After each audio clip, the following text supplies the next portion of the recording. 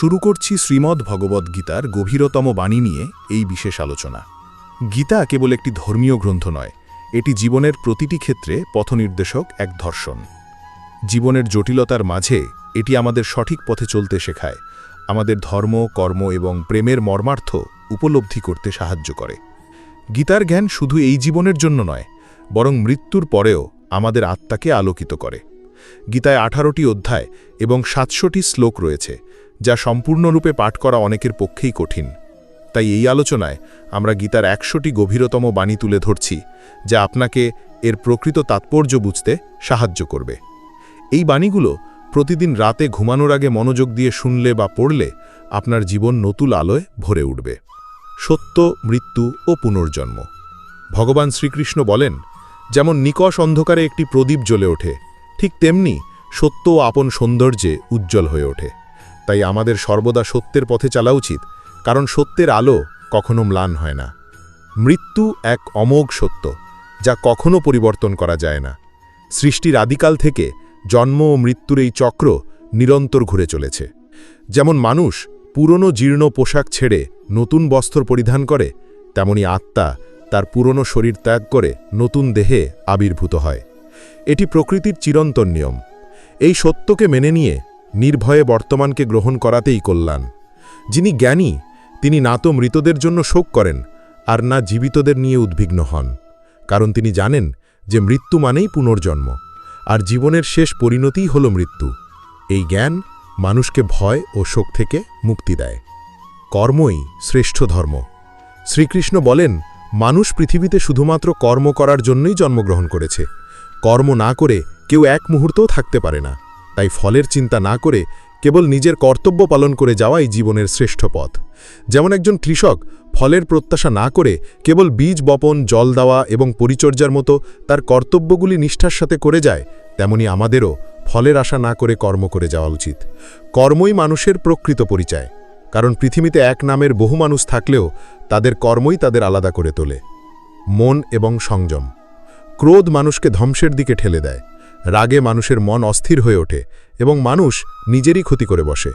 তাই রাগ হলেও নিজেকে সংযত রাখা অত্যন্ত জরুরি। মনকে বশে আনা জীবনের সবচেয়ে গুরুত্বপূর্ণ কাজ। মন বাতাসের মতোই চঞ্চল, এবং এই মনই মানুষকে কামনা বাসনার পথে টেনে নিয়ে যায়। সফলতা অর্জন করতে হলে মনকে নিজের নিয়ন্ত্রণে আনতেই হবে। যখন মন নিয়ন্ত্রণে আসে, তখন মনোশক্তি একাগ্র হয় এবং কাজেও সফলতা আসে। যে ব্যক্তি মন জয় করতে পেরেছে, সে চিন্তা, লোভ ও মোহ থেকে মুক্ত হয়ে সহজেই তার লক্ষ্যে পৌঁছতে পারে। যদি মনকে নিয়ন্ত্রণ করতে না পারা যায়, তাহলে সেই মনই মানুষের সবচেয়ে বড় শত্রু হয়ে দাঁড়ায়।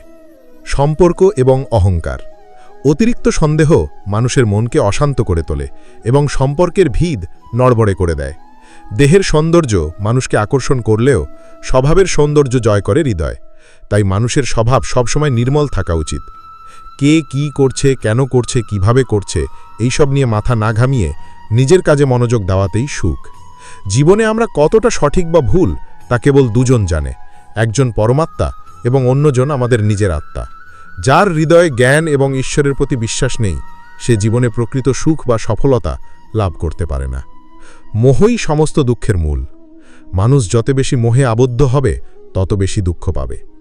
অতীত নিয়ে অনুশোচনা করা আর ভবিষ্যৎ নিয়ে উদ্বিগ্ন হওয়া কোনো সমস্যার সমাধান নয়। বর্তমান মুহূর্তকে উপভোগ করাতেই প্রকৃত সুখ। যে তোমার পাশে থাকে তার পাশে থাকো, আর যে তোমাকে প্রতারণা করে তাকে ত্যাগ করো। যেখানে সম্মান নেই সেখানে কখনো যেও না, কারণ এতে মানুষ তোমাকে দুর্বল এবং বোকা মনে করবে। যেমন যেখানে বৃষ্টি হয় না সেখানে ফসল ফলে না, তেমনি যেখানে সংস্কার নেই সেখানে বংশও নষ্ট হয়। যারা বলে তাদের সময় নেই, আসলে তাদের প্রিয় মানুষের তালিকায় তুমি নেই। অহংকারী মানুষের বংশ, ঐশ্বর্য এবং সন্তান তিনটেই একসময় হারিয়ে যায়। বিশ্বাস না হলে রাবণ, কৌরব এবং কংসের কাহিনী স্মরণ করো। অহংকার নয়, বরং হৃদয় দিয়ে বিশ্বাস করা উচিত। গীতা শেখায় যে যা চিরন্তন তা আত্মা, যা সত্য তা ধর্ম, আর যা পথ দেখায় তা ঈশ্বর। তাই কেবল কথাই নয়, মানুষের কর্মের দিকে মনোযোগ দেওয়া উচিত। ক্ষমা, জ্ঞান ও শান্তি। রাগের সময় একটু থেমে যাওয়া এবং ভুলের সময় একটু নত হয়ে যাওয়া, এই দুটি অভ্যাস জীবনকে অনেক সহজ করে তোলে। যে মানুষ সত্যভাবে ঈশ্বরকে চিনেছে সে জন্ম মৃত্যুর বন্ধন থেকে মুক্ত হয়ে যায়। যে ব্যক্তি শ্রীমদ্ ভগবদ্গীতার শিক্ষা গ্রহণ করে এবং সেই অনুযায়ী জীবনযাপন করে তার সমস্ত পাপকর্মের প্রভাব মুছে যায়।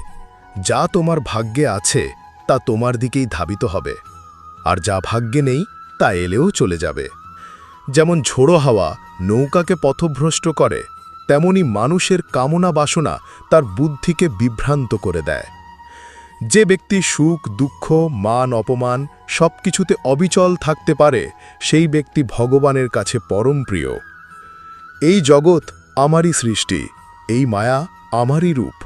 আমি এই বিশ্বকে সৃষ্টি করি, রক্ষা করি এবং একসময় বিলয়ও ঘটাই। আমি অতীত, বর্তমান ও ভবিষ্যতের সমস্ত প্রাণীকে জানি, কিন্তু কেউ আমাকে সম্পূর্ণরূপে জানে না। বুদ্ধিমান মানুষ যখন কোনো সম্পর্ক ছেড়ে চলে যায় তখন বুঝতে হবে যে তার আত্মসম্মানে আঘাত লেগেছে। ভালোবাসা সব সময় ক্ষমা চাইতে চায়, আর অহংকার চায় ক্ষমা শুনতে। সময়, বিশ্বাস এবং ধৈর্য। সময় কখনো মানুষের বানানো পথে চলে না, বরং মানুষকেই সময়ের পথে চলতে হয়, এটাই নিয়তি। জীবন তখনই কঠিন মনে হয় যখন আমরা নিজেদের পরিবর্তন না করে কেবল পরিস্থিতি বদলাতে চাই। জীবনে কিছু কষ্ট আসে মানুষকে বিপর্যস্ত করতে নয়, বরং তাদের যোগ্যতা আর আত্মবিশ্বাস পরীক্ষা করতে। তোমার যা আছে তা নিয়ে অহংকার করো না, আর অন্যের কিছু দেখে হিংসা করো না, কারণ হিংসা মানুষের মনের শান্তি কেড়ে নেয়। এই পৃথিবীতে কেউ কারো আপন নয়। আপনজনেরাও মৃতদেহ শ্মশানে রেখে প্রশ্ন করে, আর কত সময় লাগবে? জীবনে কষ্ট আসা জরুরি, কারণ কেবল আনন্দ দিয়ে জীবন পূর্ণ হয় না। জীবনের সত্য উপলব্ধি আসে কষ্ট থেকে। বিশ্বাস এবং ধৈর্য, এই দুটি জিনিস জীবনে সাফল্যের চাবিকাঠি। পরিশ্রমীরা কখনো হতাশ হয় না।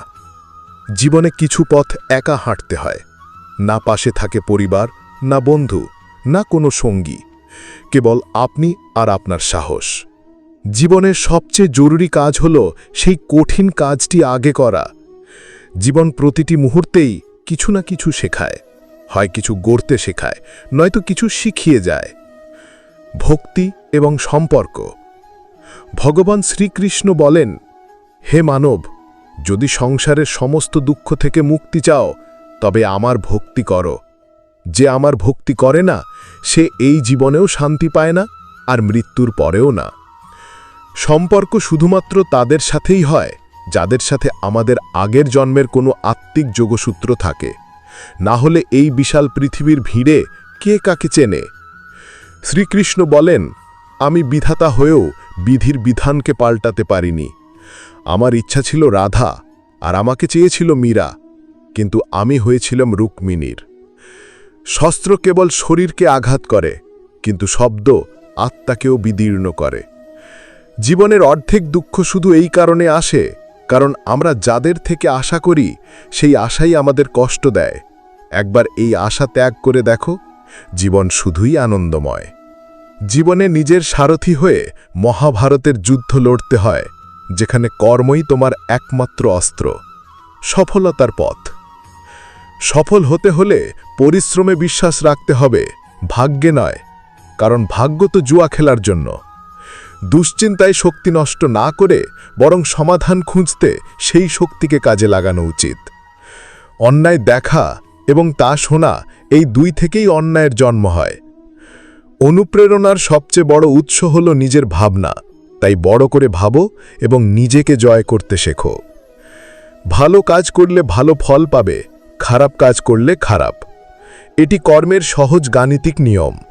যে মানুষ জীবনে দুঃখ ভাগ করে নেয় সে একদিন সুখ পায়, কিন্তু যে দুঃখ দেয় সে কোনোদিন শান্তি পায় না। নিজের মধ্যে দয়া রাখো, রাগ নয়, কারণ মেঘের গর্জনে নয়, বৃষ্টির ধারাতেই ফুল ফোটে। যেমন একটি প্রদীপ নিজের আলো না কমিয়ে হাজারো প্রদীপ জ্বালাতে পারে, তেমনি সুখ বিলিয়ে দিলে তা কমে যায় না, বরং আরও বেড়ে যায়। জীবনের এই অমূল্য বাণীগুলো আমাদের প্রতিদিনের জীবনে প্রয়োগ করা উচিত, কারণ এই জ্ঞানই আমাদের সত্যিকারের সুখ ও শান্তির পথে নিয়ে যায়। যদি এই বাণীগুলি আপনার হৃদয়ে সাড়া জাগায়, তবে কমেন্ট করে জয় শ্রীকৃষ্ণ লিখতে ভুলবেন না। আপনার মূল্যবান মন্তব্য আমাকে উৎসাহিত করবে। যদি এই আলোচনাটি আপনার ভালো লেগে থাকে, তবে একটি লাইক দিয়ে পাশে থাকবেন। এছাড়াও ভবিষ্যতে এমন আরও গভীর জ্ঞান এবং জীবনের নির্দেশনা পেতে চ্যানেলটি সাবস্ক্রাইব করে আমাদের পরিবারের অংশ হয়ে উঠুন।